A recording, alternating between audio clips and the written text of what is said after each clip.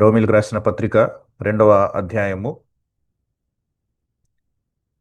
మొదటి 6 వచనాలు ఒకసారి మీకు చదివి వినిపిస్తాను. ఆ తర్వాత మనము ఒక్కొక్క వచనాన్ని ధ్యానిద్దాం.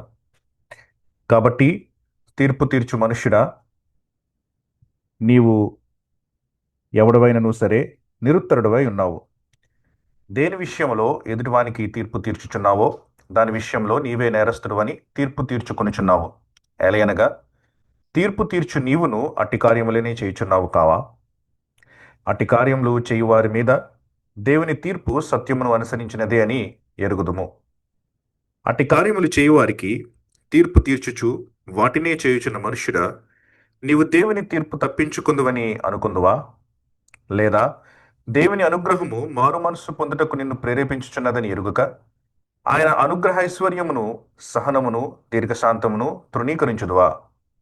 నీ కాఠిన్యమును మార్పు పొందని నీ హృదయమును అనుసరించి ఉగ్రత దినమందు అనగా దేవుని న్యాయమైన తీర్పు బయలుపరచబడు దినమందు నీకు నీవే ఉగ్రతను సమకూర్చుకొనుచున్నావు. ఆయన ప్రతివానికి వాని వాని క్రియల చొప్పున ప్రతిఫలమిచ్చును. పౌలు మొదటి అధ్యాయం గనుక మనం గమనిస్తూ వచ్చినప్పుడు చెప్పినటువంటి మాటలను మనం జ్ఞాపకం చేసుకుంటూ ఉండడం మంచిది. ఎందుకంటే ఇది ఒక ఉత్తరం. ఆ సంగతిని మనం మర్చిపోకూడదు. మనము ఒక గ్రంథాన్ని చదువుతున్నట్లు దీన్ని చదువుతున్నా సరే, ఈ పత్రిక అని మనం పిలుస్తున్న ఈ గ్రంథము ఇది ఒక ఉత్తరము. రోమా అన్నటువంటి సంఘమునకు పౌలు రాసినటువంటి ఒక ఉత్తరము.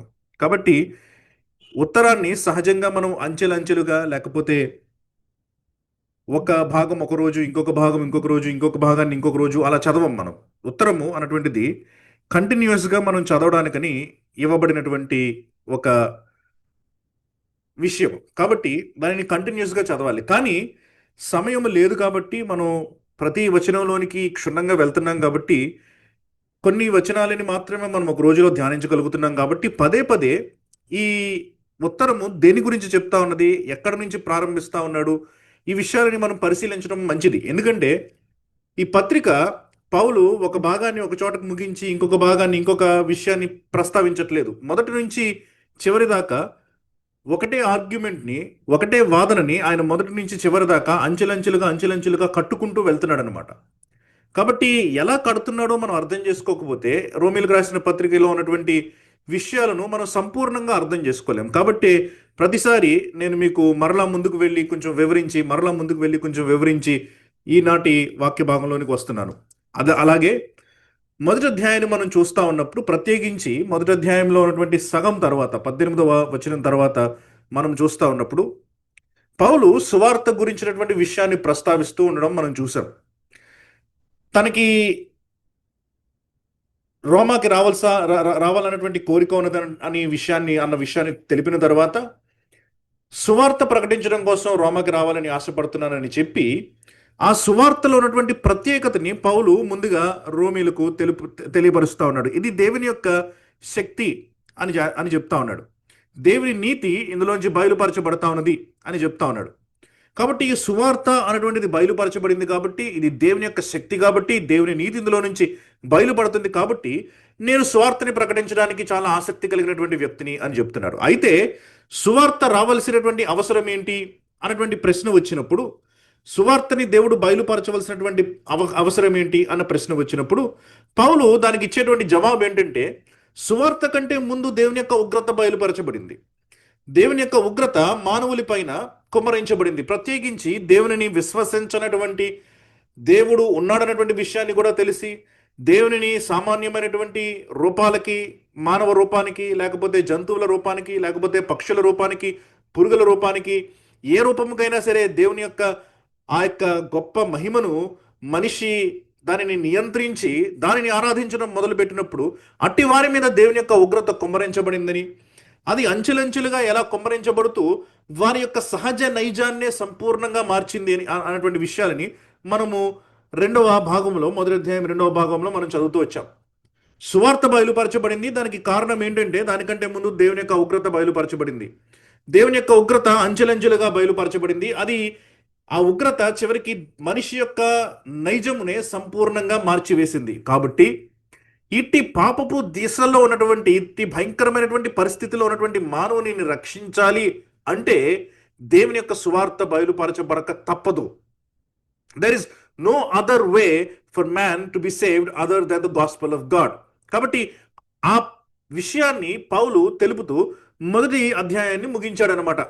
ఆయన మొదటి అధ్యాయం అని అనలేదు, కానీ మనం మొదటి అధ్యాయం అని అనుకుంటున్నాం. కాబట్టి ఆ మాటని అక్కడ ఆయన ఆపాడు. మనుష్యులందరూ కూడా తమ నైతిక విలువను కోల్పోయి దేవునిని ఆరాధించక విగ్రహాన్ని ఆరాధిస్తున్నటువంటి వ్యక్తులందరూ కూడా తమ నైతిక విలువలను కోల్పోయి సహజమైనటువంటి మనస్తత్వాన్ని కోల్పోయి భయంకరమైనటువంటి పాపపు మనస్తత్వానికి గురైపోయారు అన్నటువంటి మాటని తెలుపుతూ రెండవ అధ్యాయాన్ని మొదలు పెడుతున్నాడు.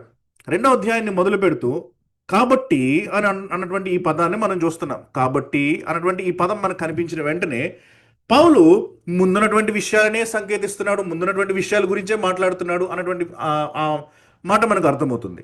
కాబట్టి ముందు చెప్పినటువంటి ఆ విషయాలను జ్ఞాపకం చేసుకుంటూ కాబట్టి అని అంటున్నాడు అనమాట.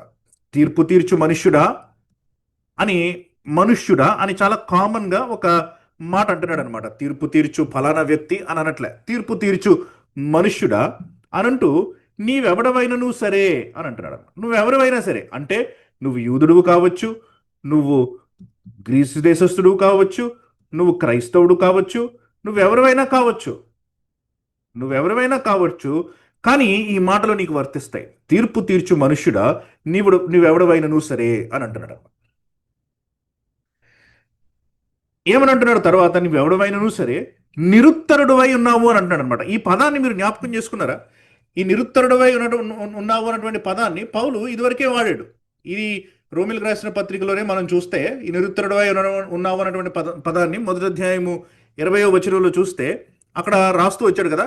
ఆయన అదృశ్య లక్షణములు అనగా ఆయన నిత్యశక్తియు దేవత్వమును జగదుత్పత్తి మొదలుకొని సృష్టింపబడిన వస్తువులను ఆలోచించడం వలన తేటపడుచున్నవి కనుక వారు నిరుత్తరులై ఉన్నారు అని అంటున్నాడు అనమాట. అక్కడ వారు నిరుత్తరులై ఉన్నారు. ఎవరు వాళ్ళు? విగ్రహానికి దేవుణ్ణి లిమిట్ చేసినటువంటి వ్యక్తులు, దేవుని యొక్క మహిమను విగ్రహానికి కుదించేసినటువంటి వ్యక్తులు, వారు నిరుత్తరులై ఉన్నారు అక్కడ. ఎందుకు?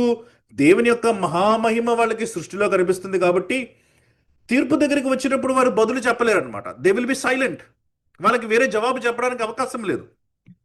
ఇప్పుడు తీర్పు తీర్చు మనుష్యుడా అని అంటున్నాడు అనమాట. ఎవరి తీర్పు తీర్చు మనుష్యులు అనంటే ఈయన అంటున్నాడు అనమాట, దేని విషయంలో ఎదుటివానికి తీర్పు తీర్చుచున్నావో దాని విషయంలో నీవే నేరస్తులని తీర్పు తీర్చుకొనిచున్నావు. ఎలా అనగా తీర్పు తీర్చి నీవును అట్టి కార్యములనే చేయుచున్నావు అని అంటున్నాడు అనమాట. అట్టి కార్యములనే చేయుచున్నావు కావా అని అంటాడు. ఎట్టి కార్యములు? అట్టి కార్యములు అంటే ముందు చెప్పబడినటువంటి కార్యములు అనమాట. ముందు అధ్యాయంలో చెప్పబడినటువంటి కార్యములు అనమాట. కాబట్టి ఈ వ్యక్తులు ఎవరంటే ఇక్కడ పౌలు 2వ అధ్యాయంలో సంబోధిస్తున్నటువంటి వ్యక్తులు ఎవరంటే మొదటి అధ్యాయంలో ఉన్నటువంటి భయంకరమైనటువంటి ప్రజలు విగ్రహారాధన చేస్తూ తమ యొక్క శరీరాలని భయంకరమైనటువంటి కామకత్వానికి అమ్ముకొని తమ యొక్క నైతిక విలువలను పోగొట్టుకొని భయంకరమైనటువంటి పాపంలో ఉన్నటువంటి వ్యక్తులను చూస్తూ చేదరించుకుంటున్నటువంటి వ్యక్తులకి రాస్తున్నాడు అనమాట. ఇప్పుడు పౌలు పడిపోయినటువంటి వ్యక్తుల గురించి మొదటి అధ్యాయంలో మాట్లాడితే ఇప్పుడు మేము పడిపోలేదు అని అనుకుంటున్నటువంటి వ్యక్తుల గురించి మాట్లాడుతున్నాడు అనమాట ప్రత్యేకించి పౌలు. అందుకనే వాళ్ళని చూస్తూ మొదటి అధ్యాయంలో ఎవరి గురించి అయితే రచించానో నేను వారిని చూస్తూ వారికి తీర్పు తీరుస్తా ఉన్నావు, చూసావా నువ్వు అని అంటున్నాడు. మొదటి అధ్యాయంలో భయంకరమైనటువంటి కార్యాలు చేసేటువంటి విగ్రహారాధికులను చూస్తూ నువ్వు తీర్పు తీరుస్తా ఉన్నావు కదా, నీ పరిస్థితి ఏంటి ఇప్పుడు అనంటూ ప్రపంచంలో ఉన్నటువంటి మిగతా భాగానికి వస్తున్నాడు అనమాట. ప్రపంచాన్ని కనుక మనం విభజించామంటే విగ్రహారాధన చేస్తూ భయంకరమైనటువంటి పాపం చేసేటువంటి వ్యక్తులు ఒక భాగం అయితే, ఇంకొక భాగము విగ్రహారాధనను చేయనటువంటి వ్యక్తులు, మేము బాగా జీవిస్తున్నామని అనుకునేటువంటి వ్యక్తులు. వీళ్ళలో కొంతమంది యూదులు ఉన్నారు, వీళ్ళలో కొంతమంది క్రైస్తవులు ఉన్నారు, వీళ్ళలో కొంతమంది అన్యజనులు కూడా ఉన్నారు. విగ్రహారాధన చేయక మంచి జీవితాన్ని జీవిస్తూ నాస్తికత్వంలోనో లేకపోతే యేసుప్రభు యందు విశ్వాసం ఉంచి కూడా సరైనటువంటి క్రైస్తవ జీవితం జీవించినటువంటి వ్యక్తులు అనేక రకాలుగా మనం వాళ్ళని విభజించుకోవచ్చు. అందుకనే పౌలు అంటున్నాడు అనమాట, నీవెవడవైనను సరే. కానీ జనరల్గా బేసిక్గా ప్రతి ఒక్కరు అర్థం చేసుకునేది ఏంటంటే ఈ సమయానికి పౌలు రాస్తున్నటువంటి ఈ సమయానికి క్రైస్తవ్యం సంపూర్ణంగా విస్తరించిపోలేదు కాబట్టి, ప్రపంచంలో మెజారిటీ రిలీజియన్ క్రైస్తవ్యం కాదు కాబట్టి, అక్కడక్కడ కొంతమంది మాత్రమే మారు మనసు పొందారు కాబట్టి ఈ సమయంలో తీర్పు తీర్చు మనుష్యుడా నీవెవడవైనను సరే అంటే ఇందులో మెజారిటీ ఎవరుంటారంటే జూస్ ఉంటారనమాట, అంటే యూదులు ఉంటారనమాట.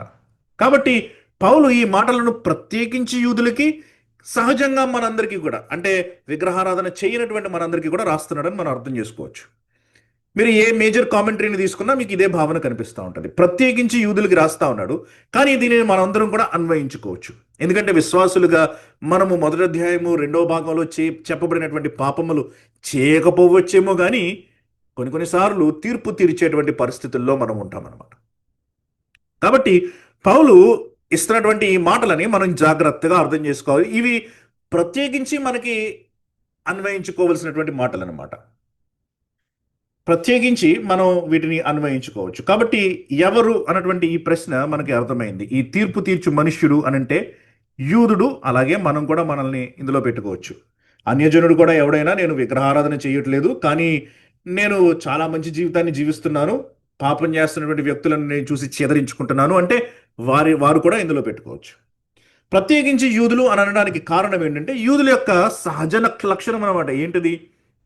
ఎవరినైనా పాపాత్ములను చూసినప్పుడు వాళ్ళకి తీర్పు తీర్చడము అన్నటువంటి ఈ లక్షణం ముందు చూసారా, ఇది యూదుల యొక్క లక్షణం. ఉదాహరణకి మనకందరికీ తెలిసినటువంటి లూకాసు వార్త 18వ అధ్యాయము 10వ వచనం నుంచి కనుక మీరు చూస్తే అక్కడ యేసుప్రభు వారు ఒక ఉపమానాన్ని చెప్తా ఉంటారు. ఎవరైనా తీస్తే చదవండి.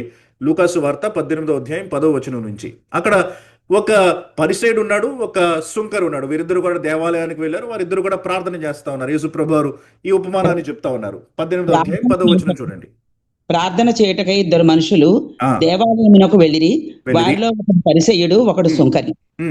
పరిసయ్యుడు నిలువబడి, దేవా, నేను చోరులను, అన్యాయస్తులను, వ్యభిచారులనైనా ఇతర మనుషుల వలనైనను ఈ సుంకరి వలనైనను ఉండనందుకు నీకు కృతజ్ఞతాస్తుతులు చెల్లించుచున్నాను. వారమునకు 3 మార్లు ఉపవాసము చేయుచు నా సంపాదన అంతట్లో 10వ వంతు చెల్లించుచున్నానని తనలో తాను ప్రార్థించుచుండెను. కాబట్టి చాలండి. పరిసయుడు గురించి మనం పరిశీలిస్తే, పరిసయుడు ఆ దినాల్లో ఉన్నటువంటి యూదులలో మెజారిటీ వ్యక్తులు కాబట్టి ఎక్కడ చూసినా సరే ఒక పరిసయుడు కనిపిస్తూ ఉండేవాడు. 10 మంది పరిసయులకి ఒకడో ఇద్దరో మనకి సద్దుగాయలు కనిపిస్తూ ఉండేవాళ్ళు. మెజారిటీ ఆ దినాల్లో పరిసయులు. కాబట్టి వాళ్ళ యొక్క పరిస్థితిని కనుక మనం ఆలోచిస్తే వాళ్ళు ఎలా ఉన్నారనమాట, వాళ్ళు సుంకరిని చూస్తూ వాళ్ళు అనుకుంటా ఉన్నారు, వీడికంటే నేను బాగున్నాను. వ్యభిచారిని చూస్తూ వాళ్ళు అనుకుంటా ఉన్నారు, వీడికంటే ఈమె కంటే నేను బాగున్నాను. లేకపోతే పాపం చేస్తున్నటువంటి వ్యక్తులను చూస్తూ ఈమె యొక్క పరిస్థితిలో నేను లేను, నేను బాగున్నాను అని వారితో పోల్చుకుంటూ తమ యొక్క ఈ తమలో తాము మేము నీతిమంతులు అని అనుకుంటున్నటువంటి ఆ స్థితిని చూసి వారు సంతోషపడిపోతున్నారనమాట. అంటే ఏంటి? వారిని పట్ల తీర్పు తీరుస్తూ ఉన్నారు. వీరు తమలో ఉన్నటువంటి పరిస్థితులను చూసుకోవట్లేదు అనమాట. యేసుప్రభు వారు అంటారు కదా ఒకసారి, నీ కంటిలో ఉన్నటువంటి దూలాన్ని చూడు, నువ్వు ఎదుటివాడిలో ఉన్నటువంటి నలుసుని చూడడానికి తర్వాత నీకు బాగా కనిపిస్తుంది, తేటగా కనిపిస్తుంది అని యేసుప్రభు వారు అంటారు. అంటే ఏంటి? హిపోక్రసీ, వేషధారణ. పరిసయులను యేసుప్రభు వారు వేషధారులు అని పిలిచారు, సున్నం కొట్టిన సమాధులు అని పిలిచారు. లోపల ఒక రకంగా బయట ఒక రకంగా ప్రవర్తిస్తారు అని యేసుప్రభు వారు తరచూ వాళ్ళ గురించి చెప్పారు. యూదులకు హెచ్చరిక అనమాట అది. యూదుల యొక్క స్వభావం అలాంటిదనమాట. యూదులు అంటున్నానని నేను ఇది యూదులకి మాత్రమే వర్తిస్తుంది అనుకోవద్దు. ఆ దినాలలో యూదులు, ఈ దినాలలో చాలామంది క్రైస్తవులు కూడా అలాగే ఉన్నారు. ప్రియులారా, ఇతరులను తీర్పు తీర్చేటువంటి పరిస్థితిలో మనం ఉంటూ ఇతరులకు తీర్పు తీరుస్తూ మనమే ఆ పనులను చేస్తూ ఉంటే అంతకంటే దౌర్భాగ్యం ఇంకేముంది చెప్పండి? ఈ తీర్పు తీర్చడం అంటే ఏంటి? కొన్నిసార్లు ఇక్కడ కొంచెం వివాదం వస్తుంది అనమాట. What is passing judgement? నువ్వు ఒక వ్యక్తిని చూసి నువ్వు తప్పు చేస్తున్నావు అని అనడం పాసింగ్ జడ్జిమెంట్ కాదు, తీర్పు తీర్చడం కాదు. తీర్పు తీర్చడం అన్నటువంటి ఈ పదాన్ని మనం ఎలా అర్థం చేసుకుంటాం? కోర్టులో ఒక ముద్దాయిని పెడతారు, బోనులో 2 లాయర్లు వాదిస్తూ ఉంటారు. ఒకడేమో ముద్దాయి తరపున వాదిస్తాడు, ఇంకొకడేమో ముద్దాయికి వ్యతిరేకంగా వాదిస్తూ ఉంటాడు. ముద్దాయి తరపున వాదిస్తున్న వాడేమో వీడు మంచోడు అని చెప్పడానికి ప్రయత్నం చేస్తూ ఉంటాడు. ముద్దాయికి విరోధంగా వాదిస్తున్నటువంటి వ్యక్తి ఏమో వీడు చెడ్డోడు, వీడు చెడ్డోడు అని చెప్పడానికి ప్రయత్నం చేస్తూ ఉన్నాడు.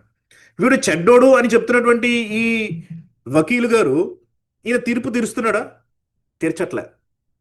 వీడు చెడ్డ పనులు చేస్తున్నాడో నిరూపించడానికని ప్రయత్నం చేస్తున్నాడు. తీర్పు ఎవరు తీరుస్తారు? న్యాయాధిపతి తీర్పు తీరుస్తాడనమాట. జడ్జి గారు తీర్పు తీరుస్తారనమాట. జడ్జి గారు అల్టిమేట్లీ నువ్వు ఈ నేరం క్రింద నువ్వు బుక్ చేయబడుతున్నావు, నువ్వు నేరస్తుడివి, నువ్వు ఈ నేరం చేసావని నిరూపించబడింది కాబట్టి నీకు ఫలాని శిక్ష వేస్తున్నాను నేను అని తీర్పు తీర్చేటువంటిది న్యాయాధిపతి. వకీలు గారు నువ్వు తప్పు చేస్తున్నావు, లేకపోతే వీడు తప్పు చేశాడు అని చెప్తే అది తీర్పు తీర్చడం కాదు. It is just pointing out the obvious, pointing out the truth. కాబట్టి నువ్వు పాపం చేస్తున్నావు అని ఒక వ్యక్తిని, పాపం చేస్తున్న వ్యక్తి దగ్గరికి వెళ్ళి చెప్పడం తప్పు కాదు సుమి. దాన్ని తీర్పు తీర్చడం అని అనరు. ఎప్పుడు అది తీర్పు అవుతుందంటే వీడు నువ్వు పాపం చేస్తున్నావు, నువ్వు ఇంకంతే, నువ్వు పనికిరానివాడివి, నువ్వు నాశనం అయిపోయావు, నువ్వు నరకానికి వెళ్ళిపోయావు అని మనం చేతులు కడిగేసుకుని డిసైడ్ అయిపోతే అది తీర్పు తీర్చడం అనమాట. అందుకనే మత్తయి సువార్త 5వ అధ్యాయం 22వ వచనంలో యేసుప్రభు వారు కొండ మీద ప్రసంగం చేస్తూ, కొండ మీద ప్రసంగంలో భాగంగా ఆయన నరహత్య గురించి మాట్లాడతారు. తీసారా ఎవరైనా? మత్తయి సువార్త 5వ అధ్యాయం 22వ వచనం.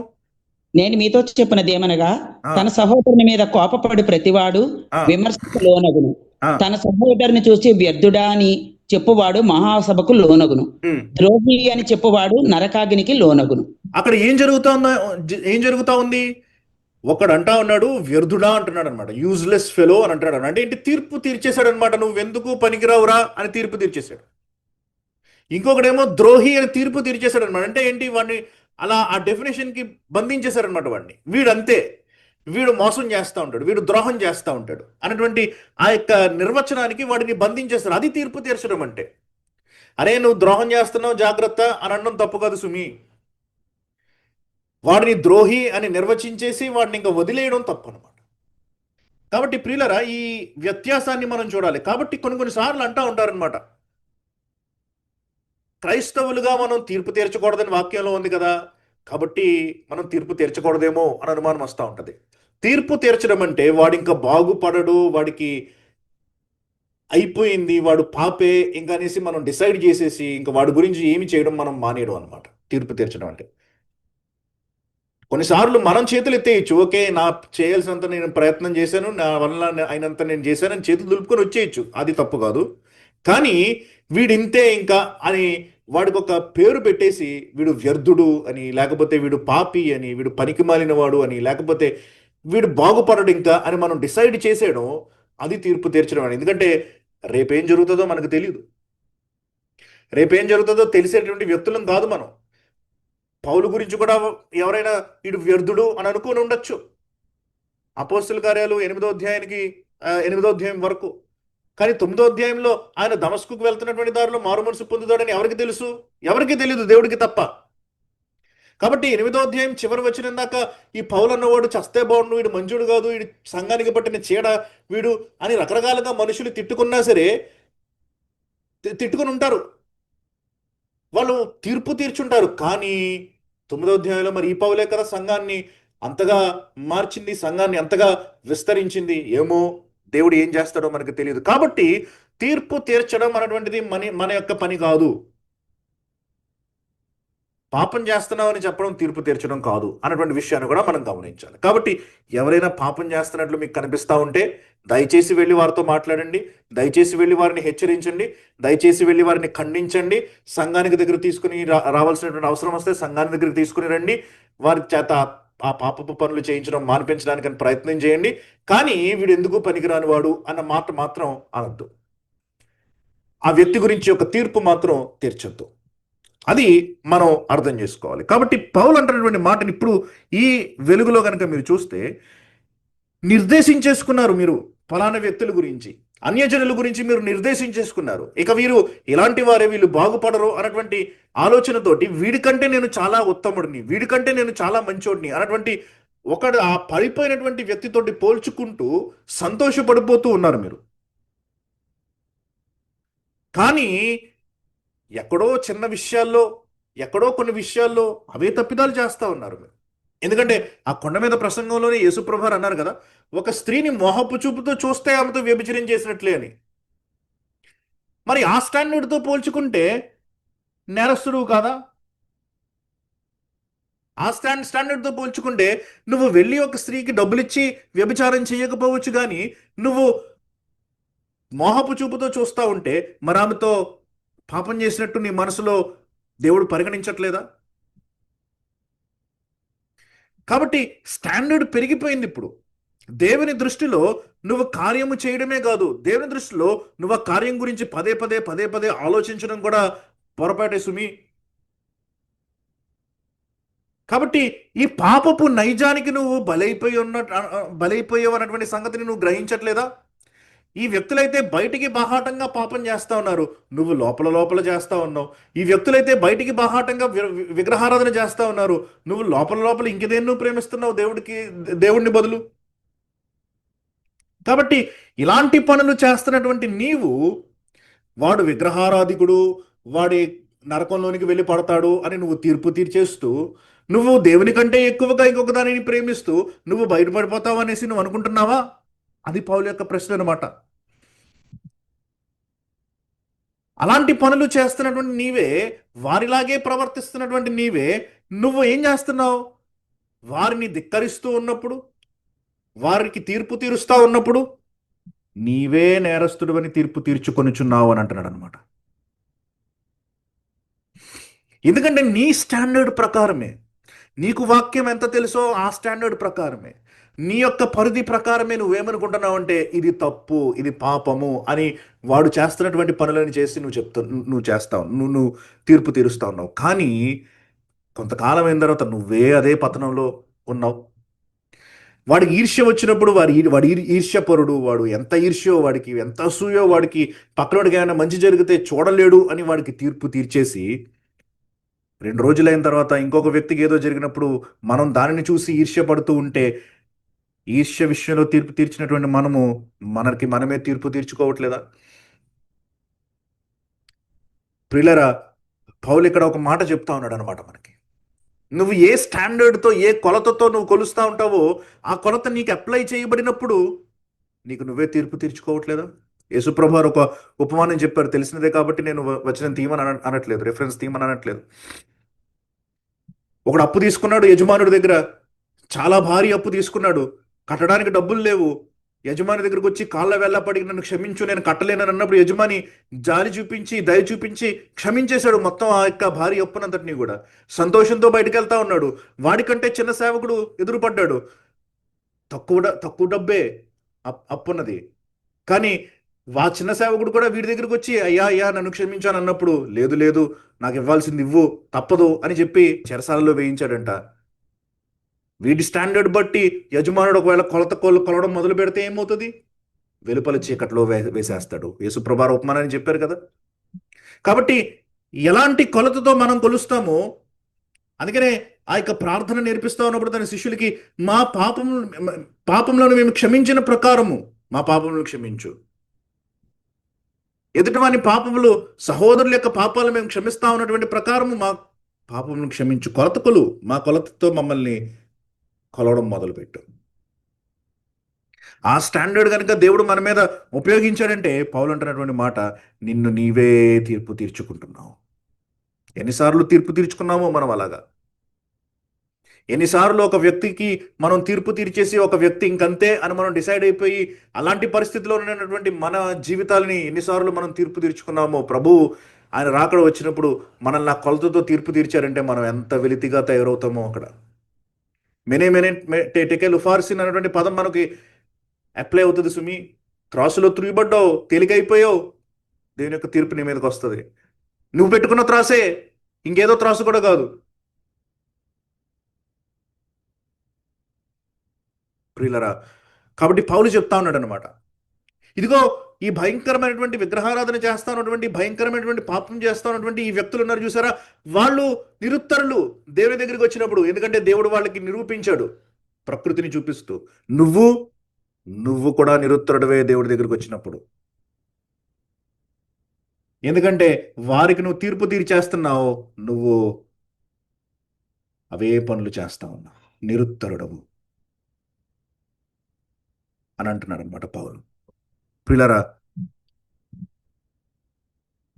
ఈ నిరుత్తరుడు అన్నటువంటి పదము silent. You will be silent before God. తీర్పు తీరుస్తా ఉన్నప్పుడు ప్రతి మనిషి దేవుని దగ్గర మౌనంగా ఉండాల్సిందే. ఎందుకంటే మరుసటి వచనంలో చెప్తున్నాడు, అట్టి కార్యములు చేయవారి మీద దేవుని తీర్పు సత్యమును అనుసరించినదే అని ఎరుగుదము. దేవుని తీర్పు అంట ఎప్పుడూ సత్యమును అనుసరించినదే అవుతుందంట.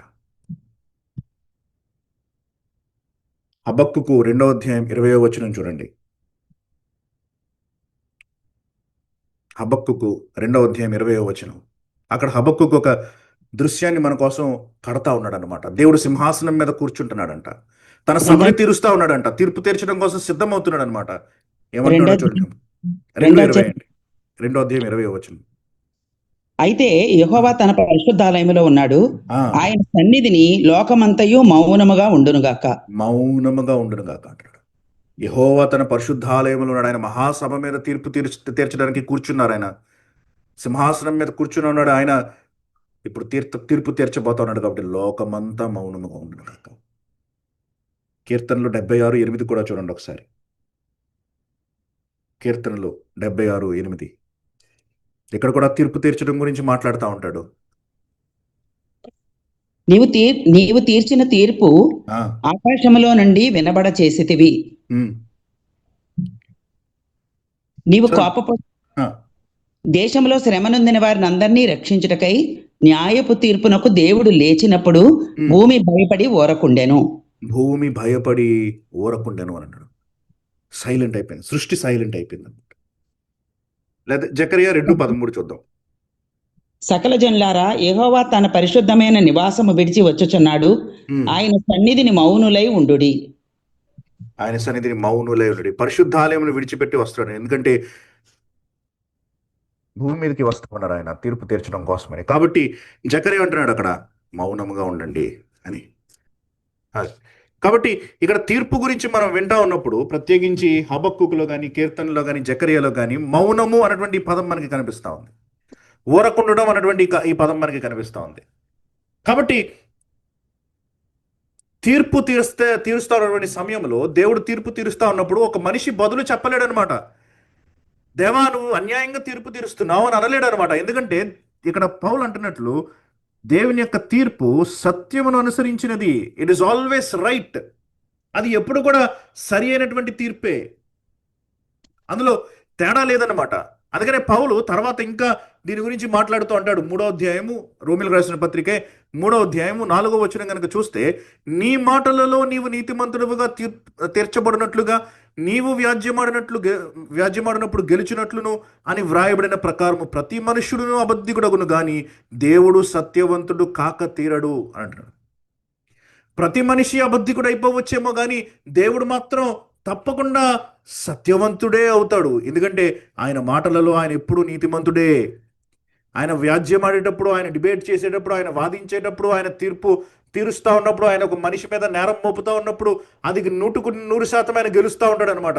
ఎందుకంటే ప్రతి మనిషి ఆయన దగ్గర మౌనంగా ఉండాల్సిందే. ప్రతి మనిషి గురించినటువంటి విషయాలు ఆయనకు తెలుసు. కాబట్టి ఏ మనిషి కూడా ఆయన దగ్గరకు వచ్చి బదులు చెప్పలేడు. 9వ అధ్యాయము ఇదే రోమీయులకు రాసిన పత్రిక 14వ అధ్యాయంలో అంటాడు, కాబట్టి ఏమందుము దేవుని యందు అన్యాయము కలదా, అట్లనరాదు అని అంటున్నాడు అనమాట. దేవుడు అన్యాయస్తుడు కాడు.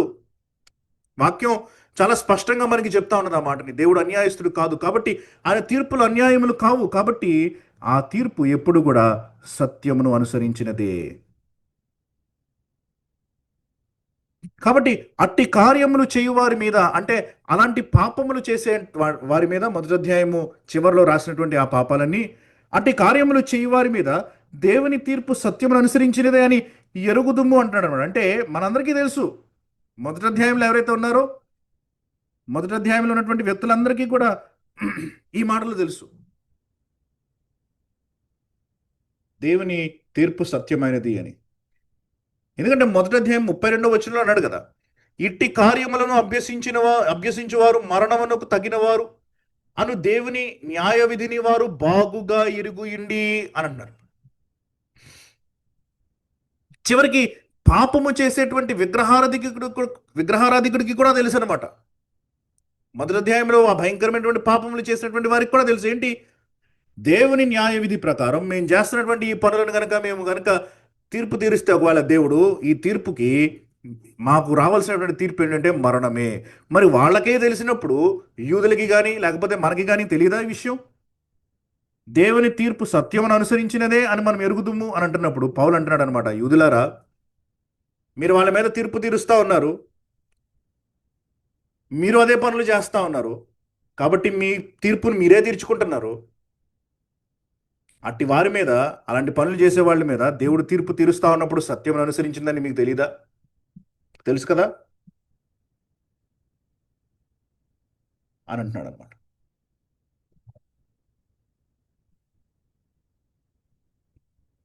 కాబట్టి తర్వాత అంటున్నాడు, నువ్వు దేవుడు తీర్పు తీరుస్తాడు అనేటువంటి విషయం తెలిసి కూడా నీ తీర్పు నువ్వే తీరుస్తూ ఉంటే, దేవుడు తీర్పు తీరుస్తాడు అనేటువంటి విషయాన్ని నువ్వు గ్రహించి వారు చేస్తున్నటువంటి పాపాలని నువ్వు చేస్తూ వారికి తీర్పు తీరుస్తూ వేషధారణ కలిగినటువంటి జీవితాన్ని నువ్వు జీవిస్తూ ఉంటే ఎలాగ నేను అర్థం చేసుకోగలను దాన్ని? రెండు విషయాలు చెప్తున్నాడు అనమాట ఇక్కడ. నాకు రెండే విషయాలు తడుతున్నాయి. ఒకటి ఈ వచనంలో చెప్తున్నాడు, మొదటిది 3వ వచనంలో, అట్టి కార్యములు చేయవారికి తీర్పు తీర్చుచు వాటిని చేయుచున్న మనుష్యుడా, ఇందాక చెప్పినటువంటి మాటలు మళ్ళీ చెప్తూ, అట్టి కార్యములు చేయవారికి తీర్పు తీర్చుచు వాటినే చేయుచున్న మనుష్యుడా అని చెప్తూ, అంటే మనందరితోటి చెప్తూ, నీవు దేవుని తీర్పును తప్పించుకొందువు అని అనుకొనిచున్నావా అని అన్నాడు అనమాట. కాబట్టి మొదటిది ఏంటంటే, దేవుని తీర్పును నేను తప్పించేసుకుంటాను అని అనుకుంటున్నాడు అనమాట ఒక వ్యక్తి. నేను ఎప్పుడు తీర్పు తీరుస్తానంటే,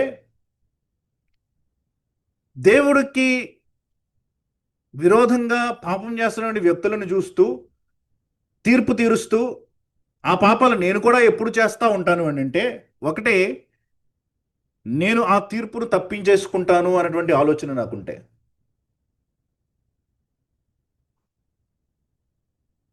యూదులకు ఉండేది ఆలోచన, దేవుడు మాకు తీర్పు తీర్చడు అన్న ఆలోచన ఉండేదన్నమాట. ఎందుకంటే మేము దేవుని పిల్లలం కదా, దేవుడు మమ్మల్ని ఎంపిక చేసుకున్నాడు కదా, దేవుడు మమ్మల్ని కోరుకున్నాడు కదా, వాగ్దానములు మావి కదా. కాబట్టి దేవుడు మాకు తీర్పు తీర్చడు. ఇప్పుడంతా వాగ్దానాలు నెరవేరేటువంటి టైం ఇది. దేవుడు తీర్పు తీర్చేశాడు ఆల్రెడీ. మమ్మల్ని బబులోను దేశానికి అప్పచెప్పేసి, బబులోను రాజులందరూ మమ్మల్ని ఇటు అటు చల్లాచెదురుగా తీసుకుని పోయినప్పుడు, అశ్షూరీయులు ఇశ్రాయేలీయులను ఇటు అటు చల్లాచెదురుగా తీసుకుని వెళ్ళిపోయినప్పుడు దేవుడు తీర్పు తీర్చేశాడు. కాబట్టి ఇప్పుడు this is the time of restoration అని అనుకుంటా ఉన్నారనమాట యూదులంతా కూడా. కానీ హెబ్రీయులకు రాసిన పత్రికలో చాలా స్పష్టంగా చెప్తున్నాడు. హెబ్రీయులకు రాసిన పత్రిక వ్రాసినటువంటి గ్రంథకర్త మొదటి అధ్యాయం 1వ వచనంలో, పూర్వకాలంలో నానా విధాలుగా, నానా సమయంలో, నానా రీతిలుగా మాట్లాడినటువంటి దేవుడు ఈ దినాలు అంతమంది తన కుమారుని ద్వారా మనతో మాట్లాడిన అని చెప్పిన తర్వాత రాస్తూ 12వ అధ్యాయంకి వెళ్ళినప్పుడు, తన కుమారుని ద్వారా మనతో మాట్లాడను అన్నటువంటి ఆ విషయాన్ని మర్చిపోకూడదు మీరు. అది మొత్తం ఆ గ్రంథం అంతటికి కూడా సెటప్. అది దేవుడు మనతో మాట్లాడాడు అన్నటువంటి విషయం కుమారుని ద్వారా. 12వ అధ్యాయం 25వ వచనం నుంచి ఏ రాశాడో చూడండి. మీకు బుద్ధి చెప్పుచున్న వానిని నిరాకరింపకుండానట్లు చూచుకొనడి. వారు యేసుక్రీస్తు అన్నమాట బుద్ధి చెప్తున్నా. వారు భూమి మీద నుండి బుద్ధి చెప్పిన వానిని నిరాకరించినప్పుడు తప్పించుకొనక పోయిన ఎడల, పరలోకము నుండి బుద్ధి చెప్పుచున్న వానిని విసర్జించు మనము తప్పించుకొనకపోవుట మరి నిశ్చయము కదా. కాబట్టి అక్కడ ఆ వ్యక్తి రాస్తున్నటువంటి మాటలు అర్థం చేసుకోవడానికి ప్రయత్నం చేయండి. బుద్ధి చెప్తున్న వాడిని మీరు ఒకవేళ బుద్ధి చెప్తా ఉంటే ఎవరైనా మీకు, అంటే యేసు ప్రభు గురించి మాట్లాడుతున్నాడు. దినములు అంతమందు తన కుమారుని ద్వారా మనతో మాట్లాడింది కదా. కుమారుడు మనకు బుద్ధి చెప్తా ఉన్నప్పుడు, పరలోకంలో ఉన్నటువంటి వాడు మనకు బుద్ధి చెప్తా ఉన్నప్పుడు, ఇశ్రాయేలీయుల గురించి మాట్లాడుతున్నాడు. మీరు పైనుంచి అంతా చదువుకుంటూ వస్తూ ఉంటే ఇశ్రాయేలీయుల గురించి మాట్లాడుకుంటూ వస్తూ ఉన్నాడు అనమాట. ఇశ్రాయేలీయులకి బుద్ధి చెప్తా ఉన్నది ఎవరంటే మోషే. ఇశ్రాయేలీయులకి బుద్ధి చెప్తా ఉన్నది ఏంటంటే ధర్మశాస్త్రము, ఈ లోక సంబంధమైనటువంటి విషయం. అది ఈ లోకంలో ఎలా జీవించాలో చెప్పేటువంటి విషయం అనమాట. అది ఒక గ్రంథము. అది కాబట్టి మోషేయో ధర్మశాస్త్రమో సామాన్యమైనటువంటి విషయాలు వాళ్ళకి బుద్ధి చెప్తా ఉన్నప్పుడు, వాటిని వాళ్ళు ధిక్కరించినప్పుడే వాళ్ళని వదిలిపెట్టకపోతే దేవుడు, పరలోకం నుంచి వచ్చినటువంటి యేసు ప్రభు బుద్ధి చెప్తా ఉన్నప్పుడు విననటువంటి నిన్ను వదిలిపెడతాడు అనుకుంటున్నావా దేవుడు అని అడుగుతున్నాడు అనమాట అక్కడ. ఈ కఠినత్వాన్ని మనం అర్థం చేసుకోవాలి. చాలాసార్లు మనం చాలా లీనియంట్గా తీసుకుంటాం మనం దేవుని యొక్క మాటలని, లేకపోతే క్రైస్తవ్యం కదా, నేను క్రైస్తవుని కదా అని మనం పాపము పట్ల విచక్షణ లేకుండా, పాపం పట్ల సెన్సిటివ్గా లేకుండా మనం బ్రతుకుతూ ఉంటాం చాలాసార్లు. ప్రియులరా, అది ఎంత తప్పో మనకి ఇక్కడ ఈ వచనాలు చూపిస్తూ ఉన్నాయి. అంటున్నాడు అనమాట, ఇశ్రాయేలీయుల్ని ఏరి కోరి పిలుచుకున్నాడు దేవుడు బయటికి, మహాద్భుతాలు చేసి పిలుచుకున్నాడు దేవుడు బయటికి ఐగుప్తు నుంచి. ఆయన దక్షిణహస్తంతో, మహాప్రభావంతో, అతి భయంకరమైనటువంటి సూచక క్రియలు చూపించి, ఎవరు ఎన్నడూ విననటువంటి విషయాలను చూపిస్తూ వణికిపోయారు మిగతా ప్రజలంతా కూడా. వాళ్ళని ఆయన బయటికి పిలుచుకున్నాడు. కానీ వాళ్ళు తప్పు చేసినప్పుడు, ఆయన మాటలకి ఆయనకు విధేయత చూపించినప్పుడు ఏం చేశాడు? వాళ్ళని ఆ ప్రజలందరినీ కూడా అరణ్యంలో రాల్చేశాడంతే. 6 లక్షల కాల్బలం ఏమైపోయింది? అయిపోయిందంతే. 40 సంవత్సరాల్లో మొత్తం అందరూ కూడా ఇద్దరు తప్ప మట్టి కరిచేశారు. ఎందుకు? వదలలేదు వాళ్ళని. మరి తన కుమారుడి ద్వారా మాట్లాడితే, ఆ కుమారుడి ద్వారా మాట్లాడినప్పుడు గనక మనం దానిని నిరాకరిస్తే, ఆయన కుమారుడు మనకి చెప్తా ఉన్నటువంటి మాటలను మనం వినకుండా ధిక్కరిస్తూ మనం గనక ఇటు అటు పరిగెడతా ఉంటే ఇంకా అది ఇంకెంత భయంకరమైనటువంటిది. మీరు ఇంకా అధ్యాయాన్ని చదువుకుంటూ వెళ్తే ఇంకా ఇంకా భయం వచ్చేటట్టు రాస్తూ ఉంటాడు ఆయన. తర్వాత మీరు చదవండి తర్వాత. కాబట్టి చాలా స్పష్టంగా రాస్తున్నాడు అనమాట అక్కడ. నువ్వు యూదుడు అయితే ఏంటి, నువ్వు ఎవరైతే ఏంటి, నువ్వు క్రైస్తవ కుటుంబంలో పుడితే ఏంటి, తల్లిదండ్రులు చాలా మంచి క్రైస్తవులు అయితే ఏంటి, వాక్య పరిచారకులు అయితే ఏంటి, బోధకులు అయితే ఏంటి, నువ్వు నీ అంతటి నువ్వే బోధకుడు అయితే ఏంటి, నువ్వు దేవుని యొక్క మాటలను పాటించకపోతే నిన్ను వదిలేస్తాడు అనుకుంటున్నావా దేవుడు? అందుకనే పేతురు అంటాడు, పేతురు రాసిన మొదటి పత్రిక చూడండి, 4వ అధ్యాయం 18వ వచనం.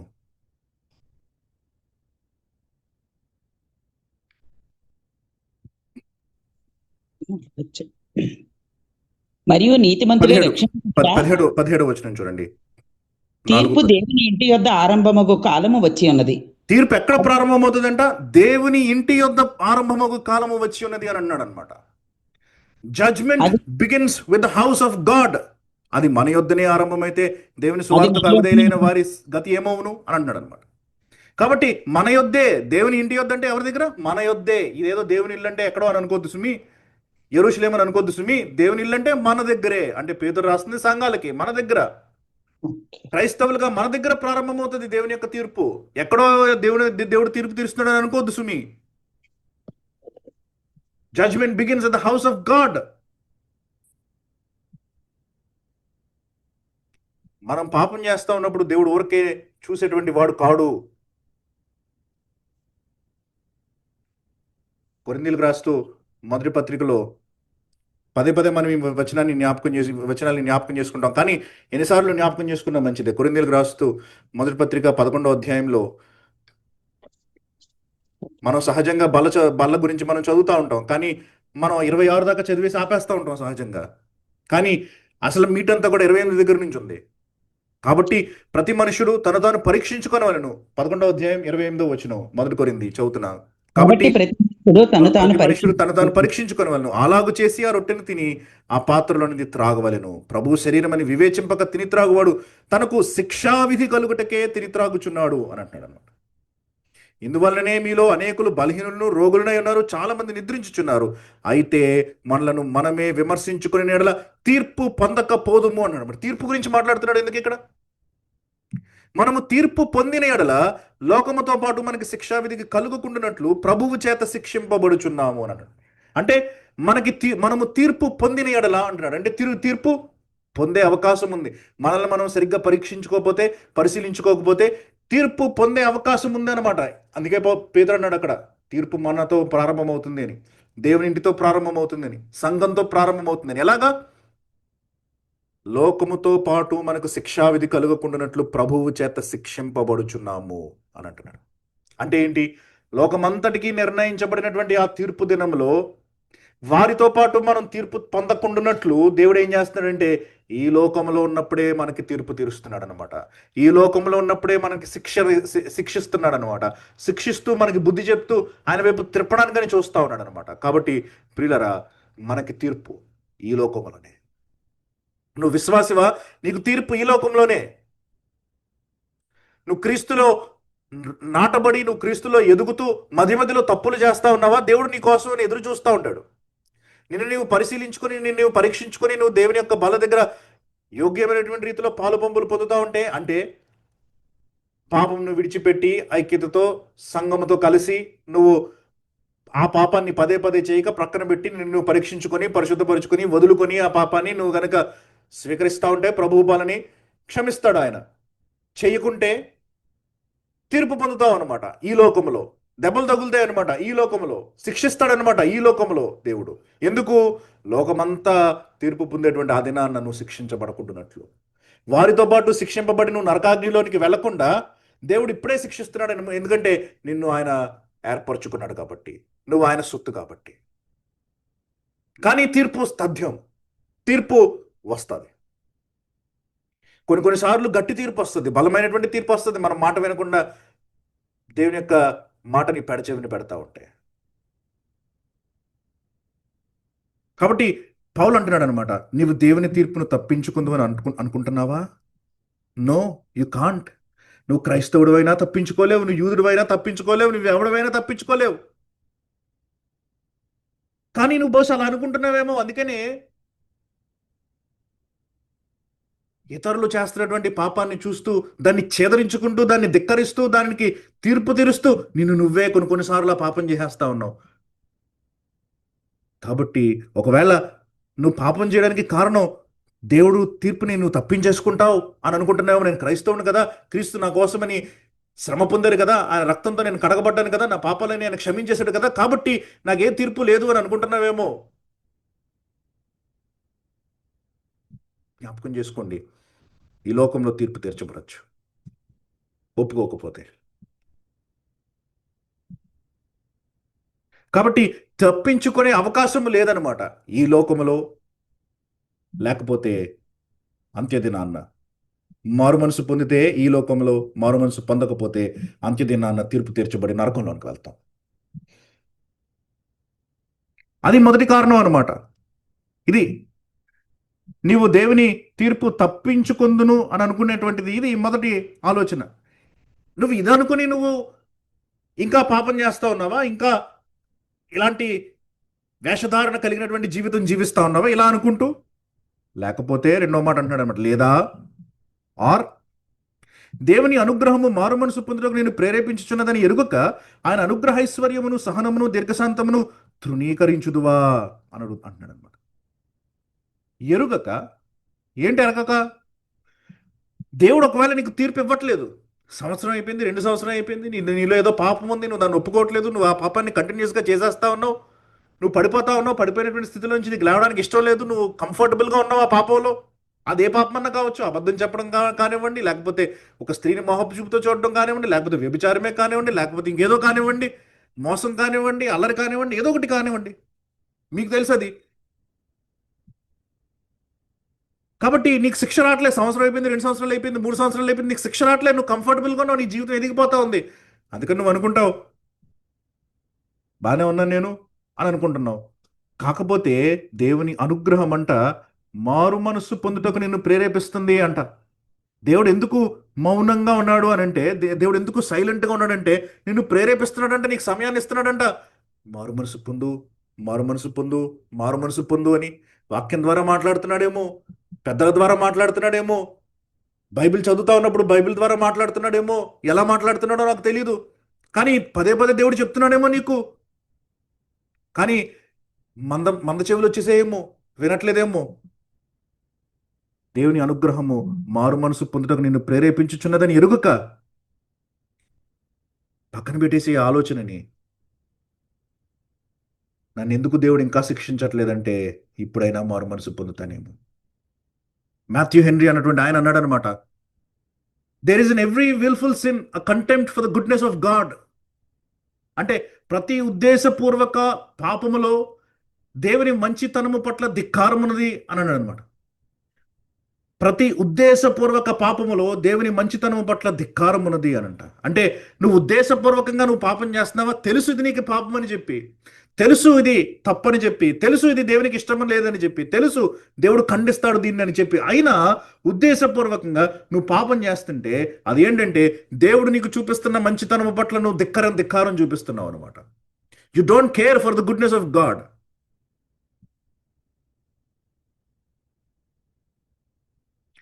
మాథ్యూ హెన్రీ అన్నటువంటి మాటలు వీళ్ళరా. అందుకనే అయితే ముందు చెప్పినట్లు నేను తప్పించేసుకుంటానులే అన్న భావనన్నా ఉండాలి, లేకపోతే రెండవది తృణీకరించేసేటువంటి స్వభావం అన్నా ఉండాలి. ఈ రెండు అయితేనే నువ్వు ఎదుటి వాళ్ళు పాపం చేస్తా ఉన్నప్పటికీ ఆ పాపాన్ని చూస్తూ వాళ్ళని ద్వేషిస్తూ వాళ్ళని తిడుతూ అదే పాపాన్ని నువ్వు కూడా చేస్తూ ఉంటావు. అదే పాపాన్ని నువ్వు కూడా చేస్తూ ఉంటావు. దేవుడు అప్పుడు నిన్ను క్షమించడు. ఆయన అనుగ్రహ ఐశ్వర్యమును అని అంటున్నాడు అనమాట. ఆయన అనుగ్రహ ఐశ్వర్యము సహనమును దీర్ఘశాంతమును అని అంటున్నాడు అనమాట. 3 విషయాలు చెప్తున్నాడు. గుడ్నెస్ అని ట్రాన్స్లేట్ చేశారు అనమాట. అనుగ్రహ ఐశ్వర్యము అంటే, లేదా కైండ్నెస్ అని ట్రాన్స్లేట్ చేశారు ఇంగ్లీష్లో. అంటే దేవుడు ప్రతిదీ అనుగ్రహిస్తున్నాడు. నువ్వు పాపం చేస్తున్నా సరే నీకు అనుగ్రహిస్తున్నాడు. నువ్వు పాపం చేస్తున్నా నీ జీవితం మెరుగవుతా ఉంది. నువ్వు పాపం చేస్తున్నా నీకు ఆస్తి పెరుగుతా ఉంది. నువ్వు పాపం చేస్తున్నా నీకు శాంతిని ఇస్తున్నాడు దేవుడు. నువ్వు పాపం చేస్తున్నా దేవుడు నీకు బిడ్డలను ఇస్తున్నాడు. దేవుడు నిన్ను అభివృద్ధి పరుస్తా ఉన్నాడు. నువ్వు పాపం చేస్తా అన్నా సరే అనుగ్రహ ఐశ్వర్యం అంటున్నాడు అనమాట. ఐశ్వర్యం అంటే కుప్పలుగా ఇస్తున్నాడు అనమాట దేవుడు. అనుగ్రహము అని కూడా అనట్లే, అనుగ్రహ ఐశ్వర్యము, రిచ్నెస్ అని అన్నాడు.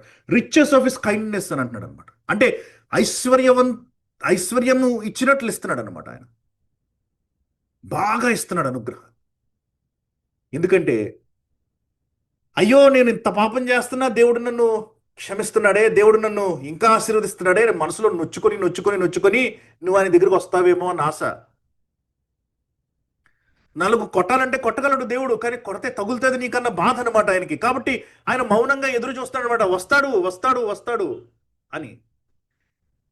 నేను ఇవ్వడం ఆపను, నా బిడ్డ కాబట్టి నేను ఇస్తాను. కానీ లోపల ఆశ అనమాట. ఏంటి? వస్తాడు, నా దగ్గరికి వస్తాడు. కానీ నువ్వు దాన్ని కనుక అలుసుగా తీసుకున్నావు అంటే ఎంత భయంకరమైనటువంటి పరిస్థితి అది. కాబట్టి ఆ అనుగ్రహైశ్వర్యాన్ని నువ్వు కించపరుస్తావు. సహనము అని అంటున్నాడు అనమాట. టాలరెన్స్ అంటే కోపపడకుండా తను తాను ఆపుకుంటున్నాడు అనమాట. టాలరేట్ చేస్తున్నాడు అనమాట. పిల్లలు అల్లరి చేస్తా ఉన్నప్పుడు టాలరేట్ చేస్తున్నావు అంటారు. ఎందుకు? చాలా వరకు మనం ఓపిక పడతాం అనమాట, టాలరేట్ చేస్తాం అనమాట వాళ్ళు చేస్తున్న అల్లరి. ఎందుకంటే నేర్చుకుంటారులే పాజిటివ్ భావనతో. దేవుడు కూడా అలాగే టాలరేట్ చేస్తూ ఉన్నాడు అనమాట. మనలో ఉన్నటువంటి పాపాన్ని, మనం తప్పులు చేస్తూ ఉన్నా సరే, ఆయనకి వ్యతిరేకంగా వెళ్తా ఉన్నా సరే, ఆయన మనతో మాట్లాడుతూ ఉన్నాడు, కానీ టాలరేట్ చేస్తూ ఉన్నాడు అనమాట. మన యొక్క మూర్ఖత్వాన్ని, మన యొక్క అల్లరిని, మన యొక్క పాపాన్ని, మన యొక్క ఈ స్వభావాన్ని ఆయన టాలరేట్ చేస్తూ ఉన్నాడు అనమాట. దీర్ఘశాంతమును అని అంటున్నాడు. 3 విషయాలు మాట్లాడాడు ఇక్కడ: అనుగ్రహము, సహనము, దీర్ఘశాంతం. ఈ అనుగ్రహము, సహనము ఈ 2 కూడా ఏంటంటే దేవుడు దీర్ఘంగా ఇస్తున్నాడంట. అంటే చాలా కాలం ఇస్తున్నాడంట. నువ్వు పాపం చేసిన వెంటనే టక్కుమని వచ్చేయట్లేదు నీకు. అననీయ సప్పీరాలని కనుక మనం చూసామంటే, వాళ్ళు పొద్దున్న నమ్మారు, మధ్యాహ్నం తీసుకుని వచ్చారు డబ్బులు, సాయంత్రానికి పాతి పెట్టబడ్డారు ఇద్దరు. ఇలా పాపం చేస్తే ఇలాగొచ్చింది శ్రమ. పాత నిబంధన చూస్తే ఇలా పాపం చేస్తే ఇలా శ్రమ వచ్చేది చిటికలో. ఎందుకు దేవుడు అలా చేయట్లేదు అని అంటే, నువ్వు ఇంకా మారు మనసు పొందుతావేమో ఎదురు చూస్తున్నాడు అనమాట దేవుడు. అలనాడు అపోస్తలుల క్రింద వాళ్ళు అద్భుతమైనటువంటి కార్యాలు చూశారు. యేసుప్రభు దినాల్లో అననీయ సప్పీరా వీళ్ళంతా కూడా యేసుప్రభు చేసినటువంటి అద్భుత కార్యాలు చూసుంటారు. వాళ్ళు యెరూషలేములో వ్యక్తులు కదా వాళ్ళు, అననీయ సప్పీరాలు. కాబట్టి వాళ్ళు దేవుడు చేసినటువంటి, యేసుప్రభు చేసినటువంటి అద్భుత కార్యాలు చూసుంటారు. శిష్యులు చేసినటువంటి అద్భుత కార్యాలు చూసుంటారు. అవన్నీ చూసి వాళ్ళు పరిశుద్ధాత్మని శోధించడానికి పూనుకున్నారు. కాబట్టి వెంటనే వచ్చింది వాళ్ళకి. మనం అవన్నీ చూడట్లేదు మన కళ్ళతోటి, మనం విని విశ్వసిస్తున్నాం. కాబట్టి కొంచెం దేవుడు లీనియన్స్ ఇస్తున్నాడు అనమాట, మనకి కనికరం చూపిస్తున్నాడు అనమాట దేవుడు మనల్ని. సరేలే కొంచెం టైం పడుతుంది వీడికి నేర్చుకోవడానికి అని దేవుడు చూస్తున్నాడు అనమాట. పిల్లలకి కొన్నిసార్లు కొంతమందికి మొదటి సంవత్సరంలోనే మాట్లాడడం వచ్చేస్తుంది. కొంతమందికి 4 సంవత్సరాలు అయినా సరే మాట్లాడడం రాదు సరిగ్గా. కానీ ఓపికతో ఎదురు చూస్తున్నాడు, మాట్లాడతాడులే అని, నేర్చుకుంటాడులే అని. అడుగులేయడం కూడా అంతే. కొంతమందికి త్వరగా వచ్చేస్తే, కొంతమందికి 1 సంవత్సరం లేట్ అవ్వచ్చు. కానీ ఎదురు చూస్తాం అన్నమాట, మనం టాలరేట్ చేస్తాం అన్నమాట, పేషెంట్గా చూస్తాం అన్నమాట. దేవుడు కూడా అలాగే, కొంతమంది త్వరగా నేర్చుకుంటారు, కొంతమంది అల్లరి చేస్తూ నెమ్మదిగా నేర్చుకుంటారు. టాలరేట్ చేస్తాడు దేవుడు. దీర్ఘశాంతం కలిగి ఉంటాడు అన్నమాట. చాలా వరకు వెయిట్ చేస్తాడు. కానీ నేను ఎప్పుడు అనేటట్లు, ఇది దీర్ఘశాంతమే సుమి, అనంత శాంతం కాదు. ఇది దీర్ఘశాంతము. అంటే దీర్ఘంగా శాంతిస్తాడు. ఎప్పుడొకప్పుడు కోపం వస్తుంది దానికి, లేకపోతే ఎప్పుడొకప్పుడు కోపాన్ని కుమ్మరిస్తాడు, ఇంకా కరెక్ట్గా చెప్పాలంటే. కాబట్టి పౌలు అంటున్న మాట ఏంటంటే, నువ్వు గనక ఇలాగా వేషధారణతోటి ఏ పాపాన్ని అయితే నువ్వు తృణీకరిస్తున్నావో, ఏ పాపాన్ని అయితే నువ్వు తీర్పు తీరుస్తున్నావో, అదే పాపాన్ని నువ్వు చేస్తా ఉంటే దానికి రెండే కారణాలు కనిపిస్తున్నాయి నాకు. ఒకటి, ఆ పాపాన్ని వల్ల వచ్చేటువంటి శిక్షను నేను తప్పించేసుకుంటానన్నా నువ్వు అనుకుంటున్నావు, అది కాదు. అలా అలా అనుకోవడం మూర్ఖత్వం. రెండవది, నువ్వు తృణీకరించేస్తున్నావేమో దేవుని యొక్క ప్రేమని, దేవుని యొక్క కృపని, అది ఇంకా భయంకరం కూడా అని అంటున్నాడు. ఈ మూర్ఖతతోటి, భయంకరమైనటువంటి యొక్క పరిస్థితితోటి, ఏమో నువ్వేం చేస్తున్నావో తెలియదు, నీ కాఠిన్యమును, నీ హృదయ కాఠిన్యమును కూడా మనం అనుకోవచ్చు. మూడుబారిపోయినటువంటి నీ హృదయాన్ని బట్టి మార్పు పొందని నీ హృదయమును అనుసరించి, నీ కాఠిన్యమును, మార్పు పొందని నీ హృదయమును అనుసరించి, ఉగ్రత దినమందు, అనగా దేవుని న్యాయమైన తీర్పు బయలుపరచబడు దినమందు నీకు నీవే ఉగ్రతను సమకూర్చుకొనుచున్నావు అని అంటున్నాడు. ఇది మనం క్రైస్తవులుగా మనం వర్తించుకోవచ్చు. పౌలు ఇది రాస్తుంది ముఖ్యంగా యూదులకి, నేను ప్రారంభంలో చెప్పినట్లు. కాబట్టి అంటున్నాడు అనమాట, ఉగ్రత దినమందు. దేవుడు నిన్ను మారు మనసుకు పిలుస్తున్నాడు అనేటువంటి విషయం తెలిసి తెలిసి తెలిసి నువ్వు ధిక్కరిస్తే ఉగ్రత దినమందు. కానీ క్రైస్తవులుగా మనం ఒకవేళ పాపాలు చేస్తే ఈ లోకంలో శిక్షించబడతాం. ముఖ్యంగా యూదులకు రాస్తున్నాడు కాబట్టి, వాళ్ళు ఇంకా మారు మనసు పొందలేదు కాబట్టి ఉగ్రత దినమందు అని రాస్తాడు. అనగా దేవుని న్యాయమైన తీర్పు బయలుపరచబడి దినమందు నీకు నీవే ఉగ్రతను సమకూర్చుకొనుచున్నావు, యు ఆర్ పైలింగ్ అప్ అని అంటున్నాడు. బ్యాంక్లో డిపాజిట్ చేస్తా ఉన్నట్లు డబ్బులు, దేవుని యొక్క ఉగ్రత బ్యాలెన్స్ పెరుగుతూ ఉందన్నమాట. వెయిట్ చేస్తాడు, వెయిట్ చేస్తాడు, వెయిట్ చేస్తాడు, వెయిట్ చేస్తాడు. కుమ్మరించాల్సినటువంటి టైంలో కుమ్మరిస్తాడు అనమాట దేవుడు. పిల్లల తర్వాత అంటున్నాడు, ఆయన ప్రతివానికి వాని వాని క్రియల చొప్పున ప్రతిఫలం ఇచ్చును. ప్రతివానికి వాని వాని క్రియల చొప్పున అంటే, మీ తల్లిదండ్రులు మంచి జీవితాన్ని బ్రతికారు, మంచి ప్రార్థనా పరులు, చాలా పరిచర్య చేశారు, వాళ్ళ నీతి ఏదో కొంత నా మీద రాసుకుంటుంది కదా అనుకోదు సుమి. వాని వాని క్రియల చొప్పున, నీ క్రియ చొప్పునే వాని వాని క్రియల చొప్పున ప్రతిఫలం ఇచ్చును. తర్వాత దీని గురించి వర్ణిస్తాడు, ఇంకా వివరించడం మొదలు పెడతాడు పౌలు. కానీ ఈనాటి మనం ముఖ్యమైనటువంటి ఈ టాపిక్ ఏంటంటే ద జడ్జ్మెంట్ ఆఫ్ గాడ్, దేవుని యొక్క తీర్పు. ప్రియులారా, మనం ఏ పరిస్థితిలో ఉన్నామో ఈనాడు మనం పరీక్షించుకోవాలి. ఈ మాటలను మీరు వింటా ఉన్నప్పుడు దేవుని తీర్పును పొందేటువంటి పరిస్థితిలో మీరున్నారా?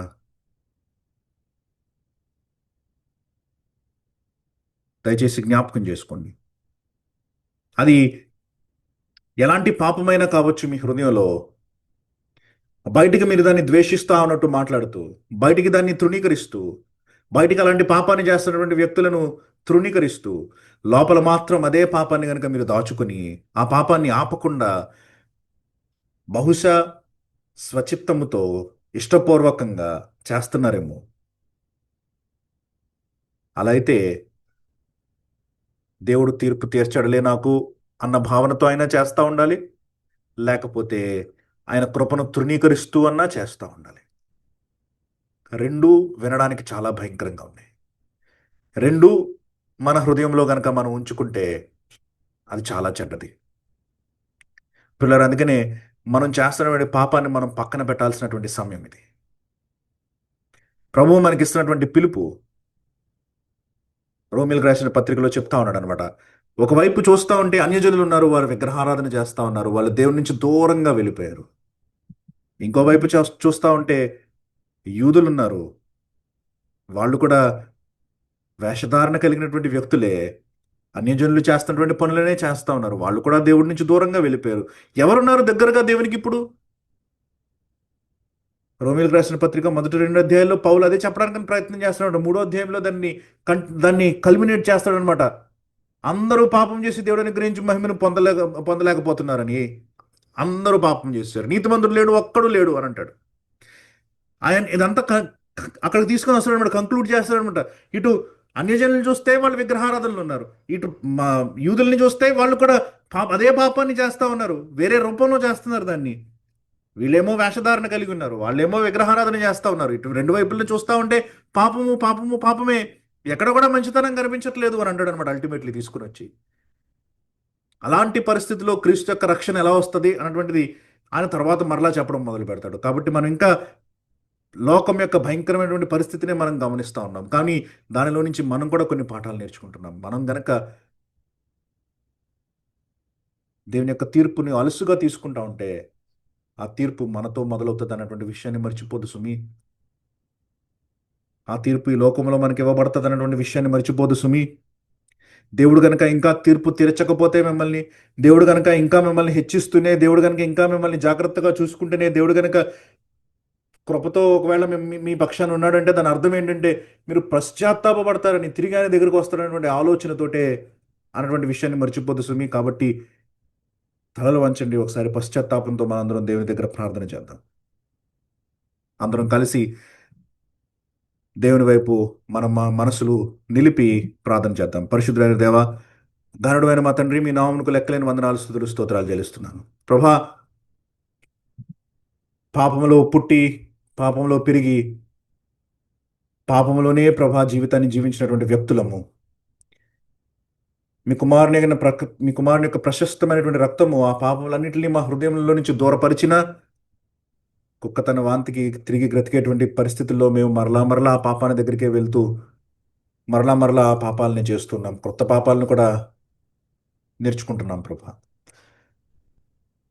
ఈ భయంకరమైనటువంటి స్థితిలో ఉన్నటువంటి మాకు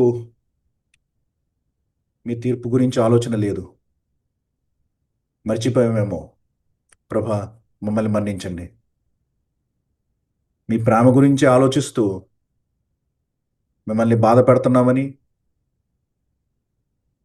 మీకు కోపం వస్తుందని, మీ ఉగ్రతకు పాత్రులం అవుతున్నామన్నటువంటి విషయాన్ని మేము మర్చిపోతున్నాం. మమ్మల్ని క్షమించండి. మాలో ఉన్నటువంటి పాపాన్ని, యొక్క పాపపు నైజాన్ని, పాపపు స్థితిని దూరపరచండి. మీ కుమారుని యొక్క స్వారూప్యంలో మేము ఎదగాలన్నటువంటి యొక్క మాటల్ని జ్ఞాపకం చేసుకుంటూ ఆయన స్వారూప్యంలోనికి దినదినము ఎదగడానికి మాకు శక్తినివ్వండి ప్రభా. సహాయం చేయండి. ఈ పత్రిక మేము చదువుతా ఉన్నప్పుడు ప్రభా, కేవలము ప్రభా ఒక గంట లేకపోతే కాసేపు ఏవో మాటలు విన్నట్టు కాదు, కానీ మా జీవితాన్ని ఇవి మార్చేటువంటి మాటలుగా ఉండడానికి మీరే సహాయం అనుగ్రహించవలసిందిగా ప్రార్థిస్తున్నాను. మాతో మాట్లాడారని నమ్ముతున్నాను. ఈ మాటలు మేము హృదయంలో పదిలపరుచుకోవడానికి సహాయం చేయండి. ఇక్కడ ఉన్నటువంటి ప్రతి వ్యక్తి కూడా మీ యొక్క జ్ఞానంలో మేమందరం కూడా సమానంగా ఎదగాలన్నటువంటి ఆశ కలిగినటువంటి వారం. కాబట్టి సమానంగా మేము ఎదగలుగుటకు సహాయం చేయండి. మీ జ్ఞానాన్ని మాకు ప్రసాదించండి. మీ కుమారుని మాట మాకు వినిపిస్తూ ఉన్నప్పుడు దానిని ధిక్కరించకుండా, దానిని కాదనకుండా, దానికి విధేయత చూపించేటువంటి కృపను మాకు అనుగ్రహించండి. పరిశుద్ధులైన దేవా, మీ బిడ్డలను జ్ఞాపకం చేసుకుని వచ్చిన వారందరినీ దీవించండి. వారి అవసరతలన్నింటినీ మీరు తీర్చండి. అవి ఏవైనా మీకు తెలుసు కాబట్టి ప్రభా, మెండుగా వారికి దీవెనలు అనుగ్రహించవలసిందిగా ప్రార్థిస్తున్నాను. ఈ లోకంలో ఏ లోటు లేకుండా మీ చిత్తానుసారమైనటువంటి జీవితాన్ని వారికి అనుగ్రహిస్తూ, తమ యొక్క జీవితాన్ని మీ మీద కట్టుకుంటూ, నూతనమైనటువంటి విశ్వాసపు అనుభవాలు కలిగినటువంటి వారే మీ యొక్క పరిచర్యలో ముందుకు కొనసాగడానికి సహాయం అనుగ్రహించండి ప్రభా. రాని వారిని కూడా జ్ఞాపకం చేసుకోండి. మీ చిత్తమైతే మేమంతా మరలా ఇంకొకసారి కలిసేటువంటి సమయాన్ని మాకు అనుగ్రహించవలసిందిగా ప్రార్థిస్తున్నాను. నీతియుక్తంగా బ్రతుకుతూ, పాపాన్ని విడిచిపెట్టి, పాపాన్ని ద్వేషిస్తూ, మీ కొరకు జీవించేటువంటి వ్యక్తులుగా మమ్మల్ని తీర్చిదిద్దవలసిందిగా మీ సన్నిధిలో మొరపెడుతూ, త్వరలో రాని యేసు ప్రభు అతి శ్రేష్టమైన నామమున ఈ ప్రార్థన విన్నవించి వేడుకుంటున్నాను తండ్రి. ఆమేన్. మన తండ్రి అయిన దేవుని ప్రేమ, కుమారుడైన యేసుక్రీస్తు యొక్క కృప, పరిశుద్ధాత్మిక అన్యోన్య సహవాసం ఇప్పుడును ఎల్లప్పుడూ మన అందరికీ తోడయండి, మనలను సర్వసత్యంలోనికి నడిపించి మనల్ని దీవించును గాక. ఆమేన్.